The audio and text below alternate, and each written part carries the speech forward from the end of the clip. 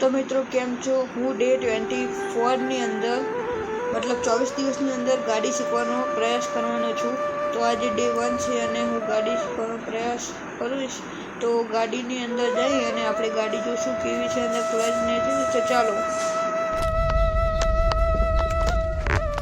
તો ગાડીની અંદર ચાવી પડી છે તો જોઈ શકો છો આ ચાવી છે ગાડીની. અલ્ટો છે ગાડી. તો અલ્ટો ગાડી શીખવા માટે બેસ્ટ રહેશે. સિમ્પલી આ જોઈ શકો છો ગેર છે, સ્ટીયરિંગ વ્હીલ છે.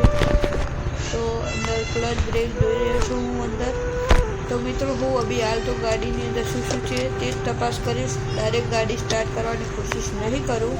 તો સિમ્પલી જોઈ શકો છો.